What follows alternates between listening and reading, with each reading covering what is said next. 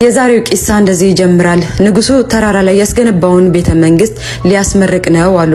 በዛ ላይ ቀድሞ የተገኘ ሰው ጠቀም ያለ ስጦታ እንደሚሰጠው ታውጇል። ታዲያ የቀዩ ሰዎች ሁሉ ተጠራርተው ሲወጡ አንድ እግሩ የተቆረጠ ምስኪን የኔ ቢጤ ግን ከቤቱ ወጥቶ መሄድ አልቻለም። ጎረቤቶችንም ቢጠይቅም አርፈ ተቀመጥ፣ ተራራው ከባድ ነው፣ አንተን ማን ይሸከማል ብለው ተቀዳድመው ጥለውት ሄዱ። ሆኖም የኔ ቢጤው ግን እየተንፋቀቀ ይከተላቸው ጀመር።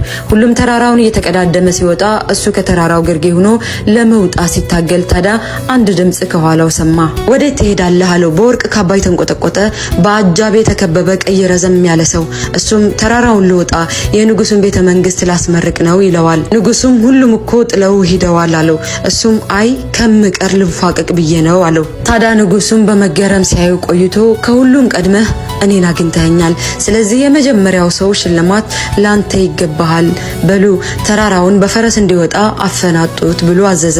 አያችሁ አይደል ሐባይቢ ፊላህ፣ ተስፋ ትቁረጡ እንጂ አትስነፉ እንጂ ልባችሁ ቅን ይሁን እንጂ ሰው ላይ መጥፎ አታድርጉ እንጂ ልክ እንደ ንጉሱ ፈጣሪ ተራራው ጫፍ ላይ ሳይሆን ተራራው ግርጌ ላይ ይጠብቃችኋል። ያለፏችሁ ጥለዋችሁ የሄዱ ሰዎች፣ በጉልበታቸው በገንዘባቸው የተመኩ ሰዎች ቀድመዋችሁ ቢደርሱም እንኳን ቅር አይበላችሁ። እመኑኝ ተንፋቃችሁ እስከሄዳችሁ ድረስ የድላችሁ ቀን ሩቅ ብትሆንም እንኳን አትቀርም። ይዞን የሚወጣ የሚያግዘን አይዟችሁ የሚለን ፈጣሪ ስላለ ዜሮ ብንሆን እንኳን አምነን እንወጣለን።